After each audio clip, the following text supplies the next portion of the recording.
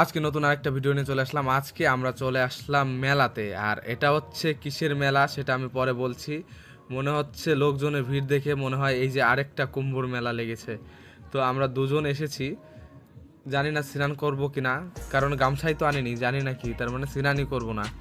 এবার হচ্ছে এটা হচ্ছে শ্মশানকালী মেলা হচ্ছে, এটা গঙ্গা স্নান হচ্ছে, সবাই স্নান করছে, দেখো কত লোকজন।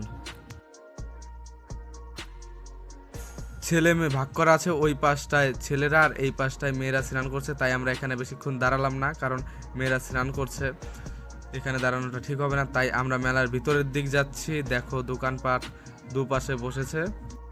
তারপর এদিক দিয়ে হাঁটতে হাঁটতে যাওয়ার পরে আমরা মন্দিরের সামনে চলে গেলাম। মন্দিরের সামনে একটু লোকজনের ভিড়টা বেশি ছিল, তারপরে আমরা সোজাসুজি চলে গেলাম মন্দিরের সামনে, তাও দেখো লোকজনের কি ভিড়। তারপর একটু এখান থেকে ঠাকুর না দেখতে পেয়ে পাশ দিয়ে যে ঠাকুরগুলো ছিল সেগুলো দেখছিলাম। দেখো এগুলো মা কালী, একটা না অনেকগুলোই ছিল। তারপরে এইটা কি ঠাকুর, এইটাও মনে হয় মা কালী, কিন্তু জানি না কোন রূপ এটা মায়ের। তারপরে এই পাশে রাম লক্ষ্মণ ছিল, আমরা ঘুরে ঘুরে দেখছিলাম ঠাকুরগুলো।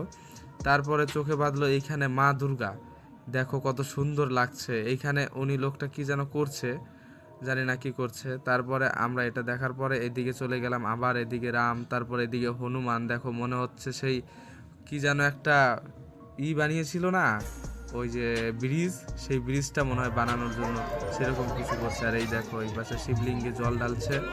তারপর এইটা মনসা ঠাকুর, আর এটা মনসা ঠাকুর না, এটা কি ঠাকুর জানি না আমি। তারপরে এগুলো আস্তে আস্তে ঘুরলাম, ঘুরতে ঘুরতে তারপরে দেখো এই পাশে একটা ঠাকুর, এই ঠাকুরটা গাছের ভিতরে আছে। এইটা এক পাশে মনে হয় শিব আর এক পাশে পার্বতী। এই ঠাকুরটাও দেখা হয়ে গেল। দেখো আমার হাতে এঁঠো, কারণ আমি খেয়েছিলাম একটু প্রসাদ কিন্তু জল পাইনি, তাই আর হাত ধুতে পারিনি। তাই দুজনে বেরিয়ে ভেবেছি যে বাড়ির কাছে গিয়ে কোথাও হাত ধোবো। দেখো লোকজনের গাড়ি ঘোড়ার কি ভিড়। তারপরে আমরা দুজন বাড়ির দিকে রওনা দিলাম। রঞ্জিতদার দোকানে। আর আমরা রঞ্জিতদার দোকানে এসে দেখি রঞ্জিতদার দোকান ফাঁকা, তাই আমাদের খুব ফোন করছিল, তাই আমি চলে আসলাম।